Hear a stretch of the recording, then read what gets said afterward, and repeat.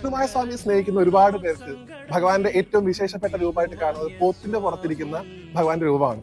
എന്നാൽ ഭഗവാന്റെ അനുഗ്രഹ കല ഏറ്റവും അധികം നിൽക്കുന്ന രൂപമാണ് ഭഗവാന്റെ നൃത്തരൂപം.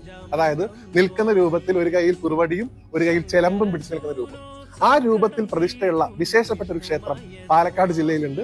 ആ ക്ഷേത്രത്തിന്റെ വിശേഷങ്ങളാണ് നിങ്ങൾ ഈ വീഡിയോയിലൂടെ കാണാം. ഭാരതപ്പുഴയുടെ തീരത്ത് നൃത്തരൂപത്തിൽ പൊന്നുണ്ണി വിഷ്ണുമായ സാന്നിധ്യം ചെയ്യുന്ന പുണ്യസ്ഥാനമാണ് ഷൊർണൂർ ത്രാങ്ങാലിക്കടുത്ത് സ്ഥിതി ചെയ്യുന്ന കളരിക്കൽ ശ്രീ വിഷ്ണുമായ ക്ഷേത്രം.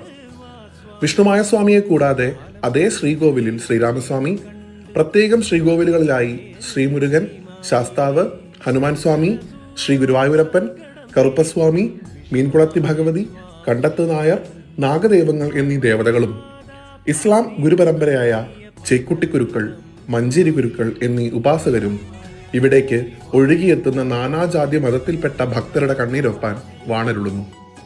കാരണവന്മാരാൽ ഉപദേശം കൊണ്ട് കൈമാറ്റപ്പെട്ട പൊന്നുണ്ണി വിഷ്ണുമായയുടെ സേവകനായി മാറിയ ആചാര്യൻ നിർദ്ദേശിക്കുന്ന പരിഹാരക്രിയകൾ വിദ്യാമണ്ണം നടത്തി ദുരിതപൂർണമായ ജീവിതത്തിൽ നിന്ന് കരകയറിയവർ നിരവധി പേരാണ് കളരിക്കൽ മഠത്തിന്റെ അനുഭവത്തിലുള്ളത്.